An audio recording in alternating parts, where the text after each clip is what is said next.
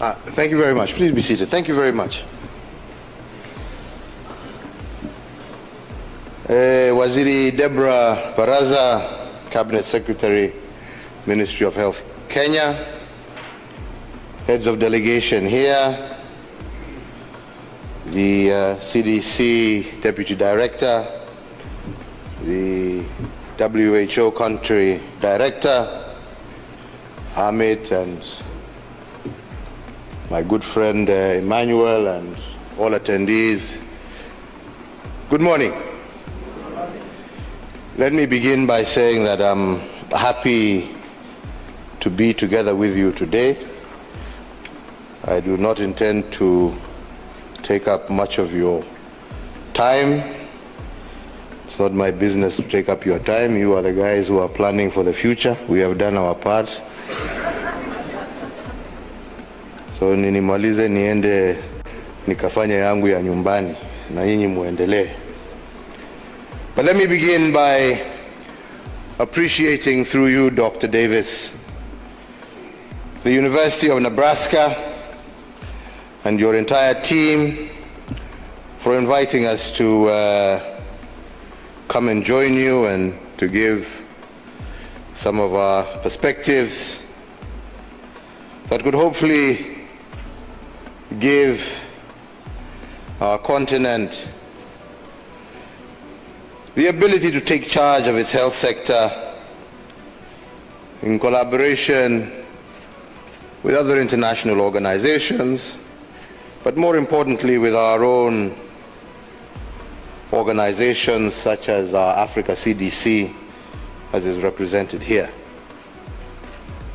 And I'd like just to go back a little bit and recall the year 2020, which was the beginning of a very difficult time for us as a country, for the world, but also for me individually. When our world basically came to a standstill, taking everybody by complete surprise and forcing nations to begin to ask themselves when this pandemic would actually arrive at our respective doorsteps. As president at the time, and in consultation with my cabinet, we found it prudent, well before the disease was found within our borders, to set up the National Emergency Response Committee on Coronavirus. The role of this committee, chaired by the then Cabinet Secretary Mutahi Kagwe, was to help steer the country and to navigate the uncertain season with an emphasis on coordinating capacity building of medical personnel and other professionals to enable our country to respond quickly and effectively to any suspected cases or outbreak of the virus that would occur or could occur at that time anywhere in the Republic. Other roles of this committee included enhancing of surveillance at all our points of entry, preparation of national and county private isolation and treatment facilities, because we began by having immediate sessions, and I convened an immediate session of the Council of Governors to work on this. We began to coordinate the supply of testing kits that would be critical, looking out for medical products, supplies, pharmaceuticals, and masks, and other protective gear that were available within the Republic, as well as identifying isolation and treatment facilities, as you heard a little bit from Amit, who spoke before me. And all this we did knowing that sooner or later we would be confronted by the coronavirus. And all these measures we put in place in the month of February 2020, and indeed, as fate would have it, on the 13th of March the same year, we got our first ever COVID-19 case, a 27-year-old woman who had just traveled to Kenya from London. This, ladies and gentlemen, marked the beginning of a long year, not only in the health sector, but throughout all sectors of Kenya's economy. It affected us economically, socially, and as of all of you know, our Kenyan culture is founded on community, on gatherings, and these, unfortunately, became the first casualties. For we had to ban all public gatherings. We did initially give reprieve to churches and businesses at large because we were worried about what would happen to all those who were employed and working in these various sectors. But again, unfortunately, within no time, it became impossible to keep that going. And we had to pull the plug totally on all in-house kind of gatherings and proceeded to institute a total lockdown of the country. This was a very bitter pill for Kenyans to swallow, but it was a necessary measure to help curb the virus and protect the people of Kenya. Ladies and gentlemen, let me just highlight some of the key measures that we took. Some of them, again, have been mentioned by some of the speakers before me, so I will not bother elaborating. But the first of these, as has been stated, was communication. Poor communication results in confusion. And as we all know, communication during such a season as COVID was very important. Keeping the people informed and giving hope as they wondered what would happen next. So as a government, we agreed that the National Emergency Response Committee would be solely responsible for all forms of communication around the pandemic. And to this end, I authorize that only the Cabinet Secretary for Health would speak on behalf of the government on all matters related to COVID to avoid any kind of misunderstanding or misinformation, and he became the single source of truth, so to say, about measures on the disease. The only other communication that was permitted was from yours truly, who would speak from time to time when landmark decisions needed to be made, especially those related to the lockdown, economic stimulus, and calls for calm, and so on.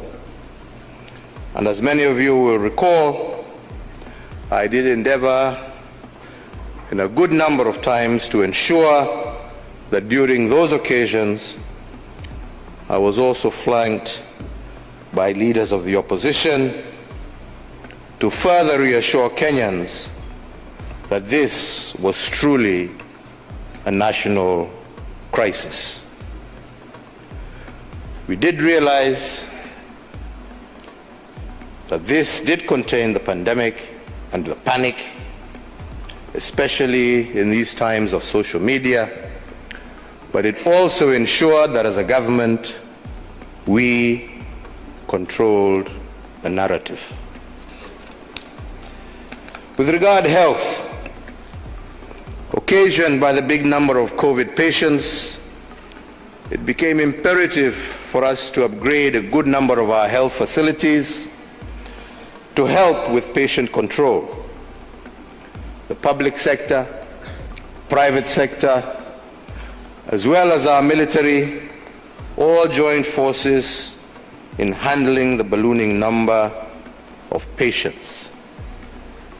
As a government, we went ahead and put in resources, redid and rejigged our budget in order to be able to build additional hospitals and to increase the capacity of existing medical facilities.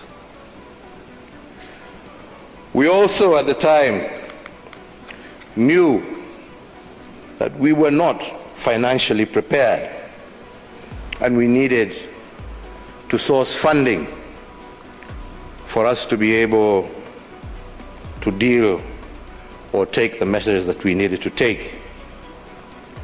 And this happened, and as again has been said, one of the main challenges of the lockdown was that it resulted also in our revenue collections dwindling at a time when the country needed these resources the most. And we had to grapple consistently with how we were going to finance our operations, but at the same time keep the nation moving. So as a government, we created a COVID-19 fund, a kitty that would fund emergency response towards containing the spread, its effects and impacts. But we also said in sharing the burden occasioned by this pandemic, we said we had to lead from the front, and myself as president and the deputy president took an immediate salary cut of 80% of our salaries. Cabinet secretaries, I don't know whether they were happy or not, but I ordered that they take 30% cuts. And principal secretaries and other top officials, we gave them the chance to volunteer to take 20% pay cuts in order to show that commitment and leadership starts at the top. We also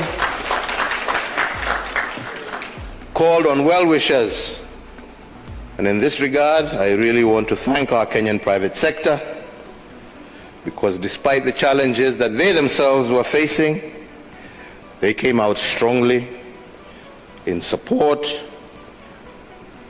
to ensure that at least the most vulnerable were able to put food on their tables.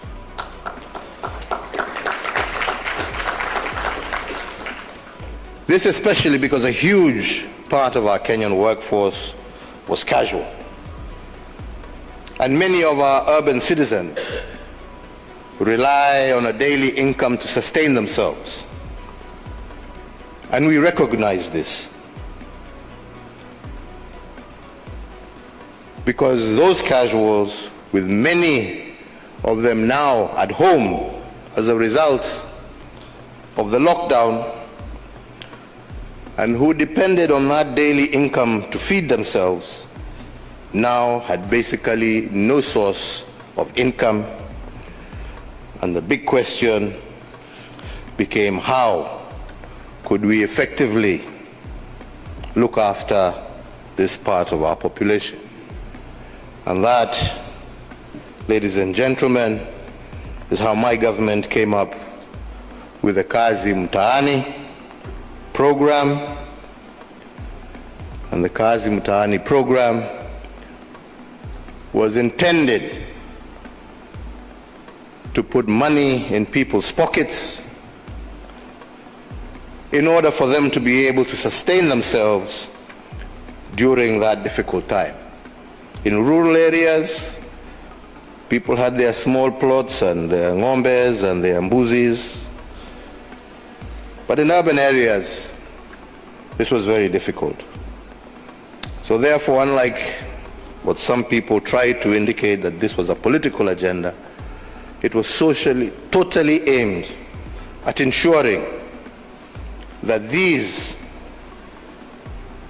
Kenyans who through no fault of their own were unable to go to their places of work at least would have an opportunity to earn a living and be able to continue to support their families during that most difficult time. The other big question that we had was how some of our industries could continue to produce. Because as you remember, as I said earlier, this was not just a health crisis, it was also a social and economic one. And how we would keep our economy afloat despite this setback. Medical products and supplies were running low with the entire globe fighting the pandemic, and it became difficult to readily access many products. And once again, I want to thank our private sector because upon consultation, we commissioned our manufacturing industry to begin using their existing lines to make things like ICU beds and units from scratch, to increase oxygen production, to make masks as opposed to t-shirts and other things that they were making for other markets. They started making masks, they started making PPEs, they started making sanitizers, they started making all manner of medical equipment that was to prove critical during this period. And we also realized that the need was growing as the virus was spreading far and wide and in scales that we had not witnessed, that without, once again, the help of private sector, we would not have been able to keep the deaths to the levels that they were. We were further, as a result of that initiative, able to increase our ICU beds from at the time 537 to 1,353 ICU beds, a good number of those made by our local manufacturers, giving those infected by the virus a fighting chance. We were also able to build many physical isolation units, and we could transform, and as again Amit has said, some hotels and others graciously gave us access and schools to their facilities, which could be transformed into isolation centers that were affordable to the average Kenyan. Secondly, I've mentioned that we also introduced a stimulus package, and I've mentioned about Kazi Mtaani and where it came to. But we also realized we had to increase from those, especially civil servants and others, and the average Kenyan worker. We realized that we also needed to increase their disposable income during this difficult time. And we came up with measures such as, for all those earning 24,000 shillings and less, we released and relieved them from tax deductions, VAT, pay as you earn and such other things to Kaondoa, so that people would have more disposable income. We reduced our VAT by 2%, just to mention but a few of the actions that we took to help ease the pressure on Kenyans. And by the way, I must also recall that the Kazi Mtaani program went a long way, not only to help provide an income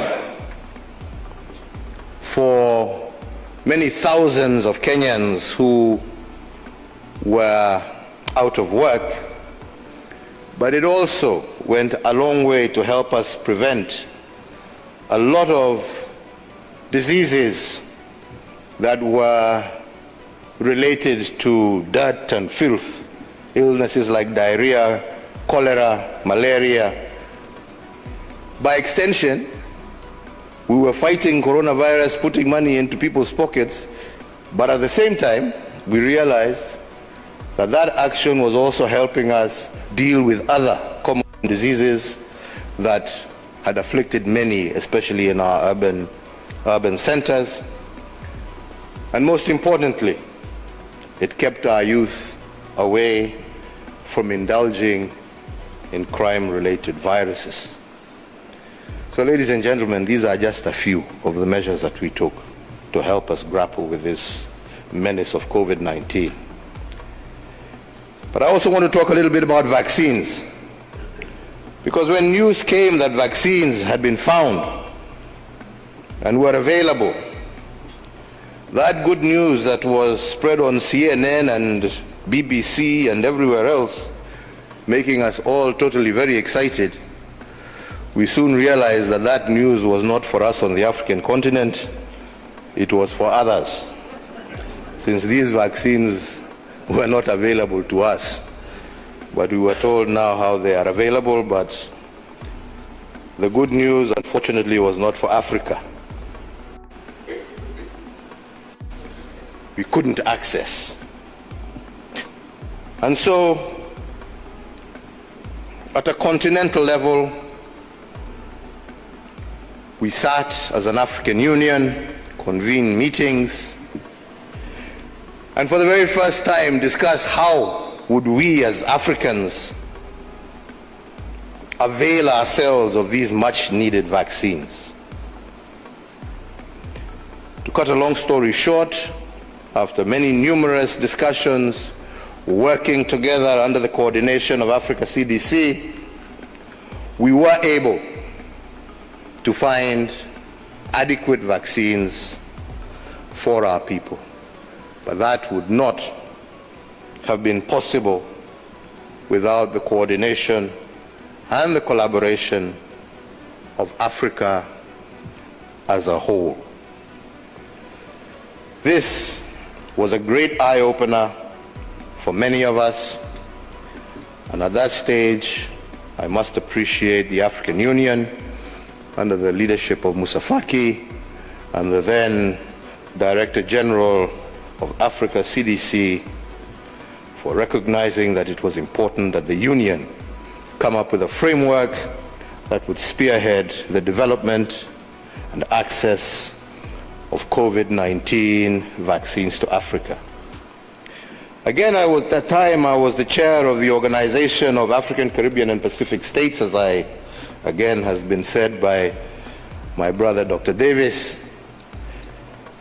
And for the very first time, we managed to pull together with the nation states of the Caribbean and the Pacific, who were also facing similar challenges to ourselves, and worked closely with them to make vaccines readily available for them as well.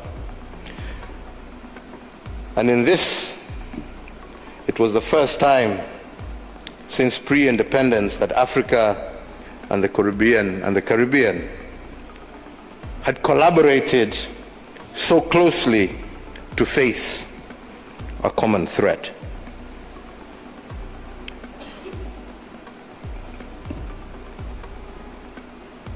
Too many negative narratives were making their rounds also, and this was another big challenge.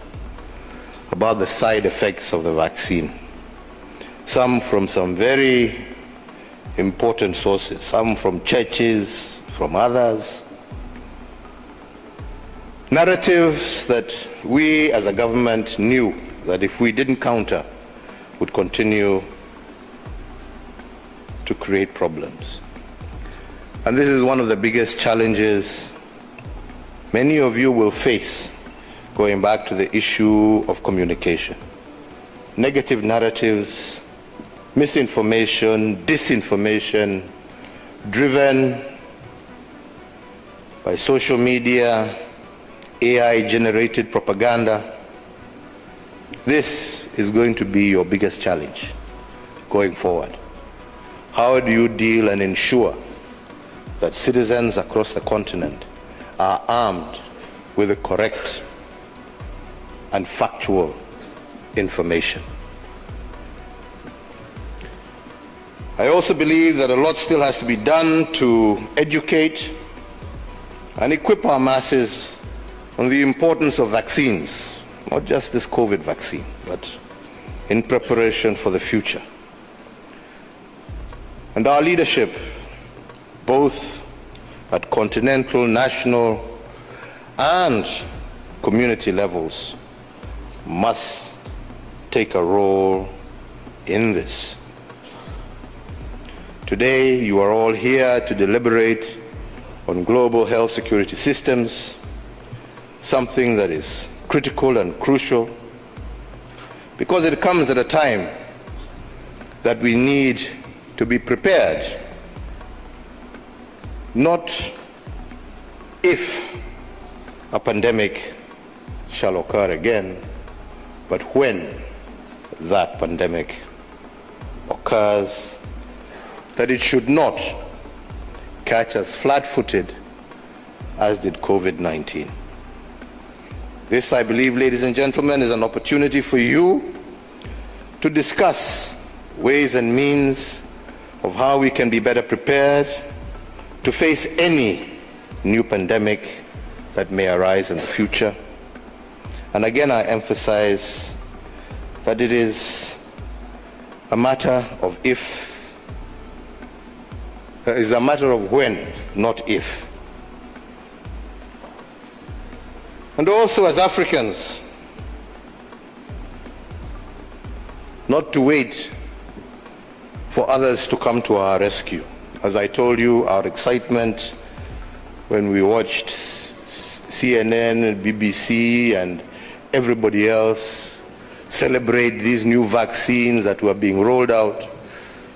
But as we were celebrating watching the TV, none of this was coming to us. So my friends, any future pandemic that comes, don't think anybody out there is going to come and look up. They'll look after themselves first. Then if there's any surplus, bas mutapatiwa ile mabaki mebaki, mujisaidie ile kidogo kidogo tu, mtupiwe tu, mkule huko kando, hata mutapatiwa bure, kwa sababu sasa at that time hakuna shida, wamejitengeneza, nyinyi sasa shauri yenu. So you have to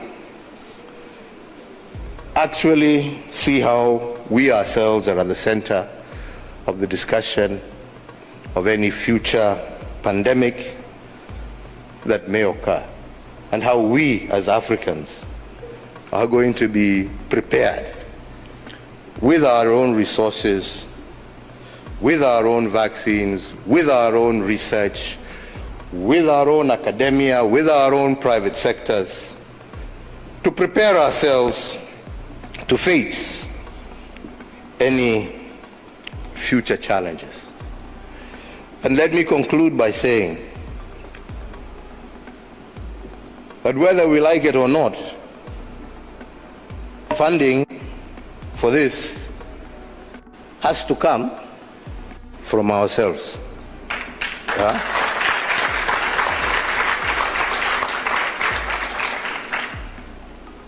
It has to come from ourselves, because we have to begin to reprioritize what is important for us as Africans on the continent, and where should our resources go? And towards that end, to remember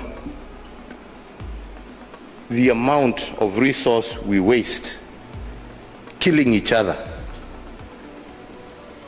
When you see the devastation caused across this continent by the many unnecessary wars, Sudan, DRC, all across the Sahel, all across the continent, we have actually lost more people to bullets fired by Africans on Africans than we actually lost to the coronavirus.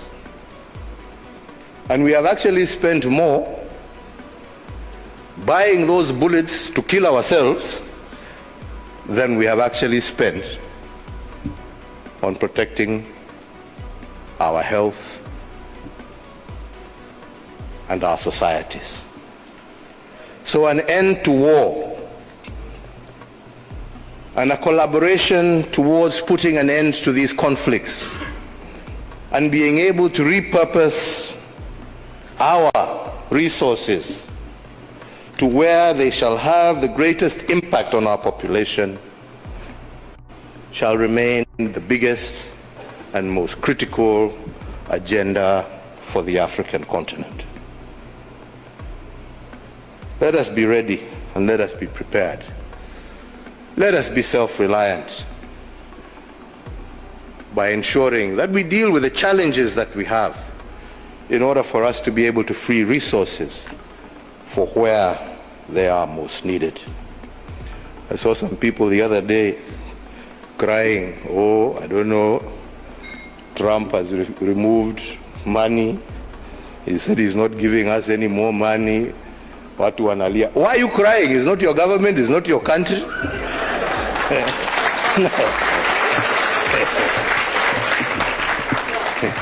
He has no reason to give you anything. I mean, you don't pay taxes in America. He is appealing to his people. Shauri yenu bwana. This is a wake-up call for you to say, okay, what are we going to do to help ourselves? Instead of crying, tujiulize, what are we going to do? Haya ametoa hiyo pesa, sasa tutafanya namna gani jameni? What are we going to do?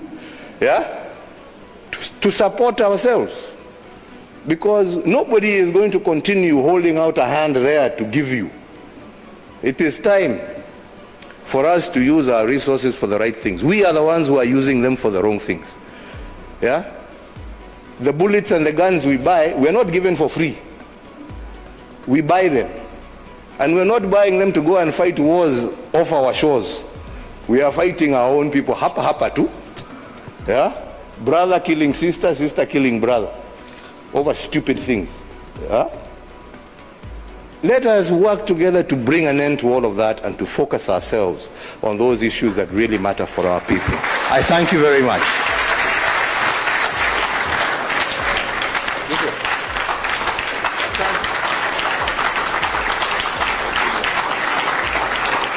Thank you very much, Your Excellency. A round of applause. I'll request you to please be on stage. Allow me, sir, to welcome you back on stage for a group photo, really quick. Allow me to invite Dr. Nzai. Really happy for your presentation on the bit about communication and the bit about the conversation from the military. So allow me to also have General Motete on standby, Madam Kanzinden as well on standby. Let me have the representation from the Africa CDC, the country director as well, WHO. Let me have on standby the University of Nebraska, just be on standby here. The first photo, ladies and gentlemen, will be that of the Cabinet Secretary, Dr. Nzai, the Africa CDC and the World Health Organization. Really quick. Africa CDC and World Health Organization, University of Nebraska, on standby, please.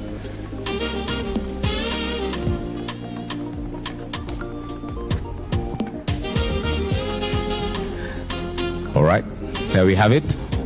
Let's give them a round of applause, ladies and gentlemen. Thank you so much. Thank you very much. Okay, I will excuse the WHO team and the Africa CDC team and still have on stage Dr. Nzai and the Cabinet Secretary. Let me have the University of Nebraska. University of Nebraska. University of Nebraska team, please come on stage.